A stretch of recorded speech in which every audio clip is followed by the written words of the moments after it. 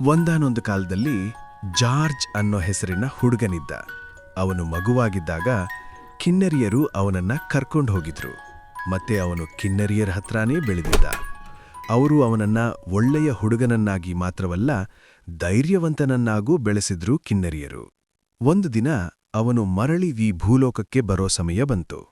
ಕಿನ್ನರ ರಾಣಿ ಅವನನ್ನ ಕರೆದು, ಮಗು, ನೀನು ಮತ್ತೆ ನಿಮ್ಮೂರಿಗೆ ಹೋಗೋ ಸಮಯ ಬಂದಿದೆ. ಅಲ್ಲಿ ನಿನಗೆ ಅನೇಕ ಕಷ್ಟಗಳು ಬರಬಹುದು. ನೀನು ಧೈರ್ಯದಿಂದ ಅವುಗಳನ್ನ ಎದುರಿಸು. ಧೈರ್ಯವಂತನನ್ನ ಯಾವ ಕಷ್ಟಗಳು ಏನೂ ಮಾಡಲಾರವು, ಮುಟ್ಟಲಾರವು. ನೀನು ಯಾವತ್ತೂ ಒಳ್ಳೆಯವನಾಗಿರು. ಕಷ್ಟದಲ್ಲಿರುವವರಿಗೆ ಸದಾ ಸಹಾಯ ಮಾಡು.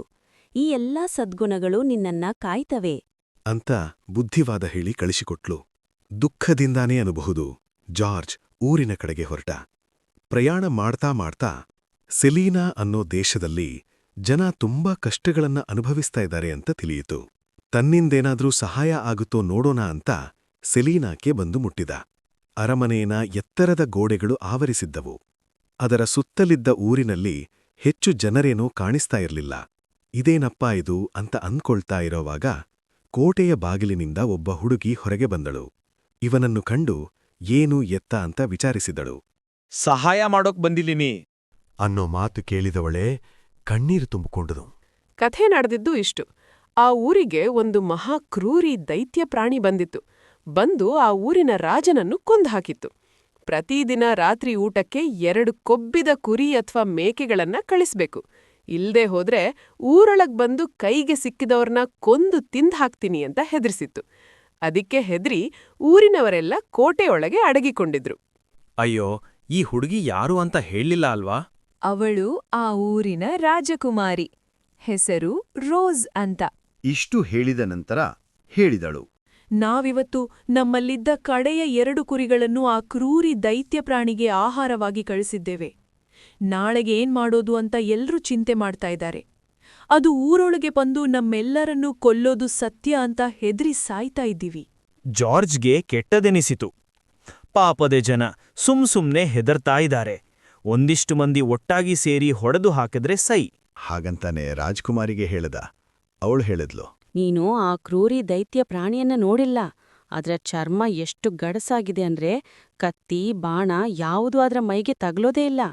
ಎಷ್ಟೋ ಶೂರರು ಅದನ್ನ ಹೊಡೆಯೋಕೆ ಪ್ರಯತ್ನಿಸಿ ಪ್ರಾಣ ಕಳ್ಕೊಂಡ್ರು ಅಂಡ್ಲು. ಅಷ್ಟಗೋವಾಗ ಜಾರ್ಜ್ಗೆ ಕಿನ್ನರಿಯರು ಕೊಟ್ಟ ಮರಳು ಗಡಿಯಾರದ ನೆನಪಾಯಿತು. ಆ ಗಡಿಯಾರ ಸಾಮಾನ್ಯ ಗಡಿಯಾರವಾಗಿರಲಿಲ್ಲ.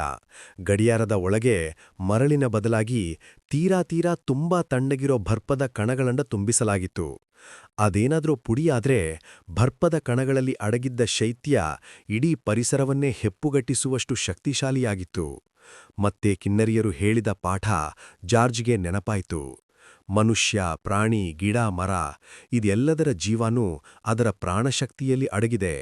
ಅದು ಸರಿಯಾದ್ರೆ ಎಲ್ಲವೂ ಸರಿಯಾಗೇ ಇರುತ್ತೆ. ಜಾರ್ಜ್ ರೋಸ್ಗೆ ಇದೆಲ್ಲವನ್ನೂ ತಿಳಿಸಿ ಹೇಳಿದ. ಧೈರ್ಯದಿಂದ ನಮ್ಮ ಪ್ರಯತ್ನವನ್ನ ನಾವು ಮಾಡೋಣ. ಮಿಕ್ಕಿದ್ದು ದೇವರಿಚ್ಛೆ ಎಂದ. ಅವಳು ಒಪ್ಪಿದಳು. ಇಬ್ಬರೂ ಸೇರಿ ಆ ಕ್ರೂರಿ ದೈತ್ಯ ಪ್ರಾಣಿ ವಾಸಿಸುತ್ತಿದ್ದ ಕಂದರದ ಹತ್ರ ಬಂದರು. ಚೆನ್ನಾಗಿ ನಿದ್ದೆ ಮಾಡಿದ್ದ ಆ ದೈತ್ಯ ಪ್ರಾಣಿಗೆ ಎಚ್ಚರವಾಗಿ ದೊಡ್ಡದಾಗಿ ಬಾಯಿ ತೆರೆದು ಆಕಳಿಸೋಕೆ ಶುರು ಮಾಡಿತು. ಹೊತ್ತಿಗೆ ಸರಿಯಾಗಿ ಜಾರ್ಜ್ ತನ್ನ ಮರಳು ಗಡಿಯಾರವನ್ನ ಬೀಸಿ ಅದರ ಬಾಯೊಳಗೆ ಎಸೆದ. ಆಗ ಆ ದೈತ್ಯ ಪ್ರಾಣಿಯ ಹಲ್ಲುಗಳಿಗೆ ತಗಲಿ ಗಾಜಿನ ಗಡಿಯಾರ ಚೂರುಚೂರಾಯಿತು.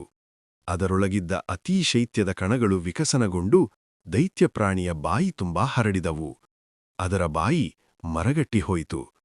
ಮುಚ್ಚಿದ ಬಾಯಿ ತೆರೆಯೋಕೆ ನೋಡಿದ್ರೆ ಚಿಟಿಚಿಟಿ ಅಂತ ಮುರಿಯೋಕೆ ಶುರುವಾಯಿತು. ಹೆದರಿ ಅದು ಬಾಯಿ ತೆರೆಯೋಕೇ ಹೋಗಲಿಲ್ಲ. ಆಗ ಜಾರ್ಜ್ ಆ ದೈತ್ಯ ಪ್ರಾಣಿಗೆ ಕೂಗಿ ಹೇಳಿದ, ಇನ್ನೊಂದ್ಸಲ ಏನಾದ್ರೂ ಈ ಊರಿನ ಜನಕ್ಕೆ ತೊಂದರೆ ಮಾಡೋಕೆ ಬಂದಿಯೋ ನಿನ್ನ ಮೈ ಪೂರಾ ಮರಗಟ್ಟಿಸಿಬಿಡ್ತೀನಿ. ಹುಷಾರ್. ಹೆದರಿದ ಆ ದೈತ್ಯ ಪ್ರಾಣಿ ಎಲ್ಲಿ ಹೋಯ್ತೋ ಏನೋ ಗೊತ್ತಿಲ್ಲ. ಆದ್ರೆ ಆವತ್ತಿನಿಂದ ಅದ್ಯಾರ ಕಣ್ಣಿಗೂ ಬೀಳಲೇ ಇಲ್ಲ. ಊರವರೆಲ್ಲ ಜಾರ್ಜ್ನನ್ನೇ ತಮ್ಮ ರಾಜನಾಗಬೇಕು, ರಾಜಕುಮಾರಿಯನ್ನ ಮದುವೆಯಾಗಬೇಕು ಅಂತ ಬೇಡಿಕೊಂಡರು. ಜಾರ್ಜ್ ಒಪ್ಪಲಿಲ್ಲ. ಈ ಭೂಮಿ ಮೇಲೆ ಇನ್ನೂ ಅನೇಕ ದೇಶಗಳಲ್ಲಿ ನಾನಾ ರೀತಿಯ ಕಷ್ಟಗಳಿವೆ. ನಾನಲ್ಲೆಲ್ಲ ಹೋಗ್ಬೇಕು, ಅವ್ರಿಗೆಲ್ಲ ಸಹಾಯ ಮಾಡ್ಬೇಕು. ಒಂದೇ ಕಡೆ ಇದ್ರೆ ಅದೆಲ್ಲ ಮಾಡೋಕ್ಕಾಗಲ್ಲ. ಅಂತ ಹೊರಟೇ ಬಿಟ್ಟ. ಪುಟ್ಟ, ನಾನು ಅವನನ್ನ ಹುಡುಕ್ತಾ ಇದ್ದೀನಿ. ನಮ್ಮ ದೇಶದಲ್ಲಿರೋ ಭ್ರಷ್ಟಾಚಾರ, ಲಂಚಗುಳಿತನದಿಂದ ದೇಶ ಹಾಳಾಗ್ತಿದೆ.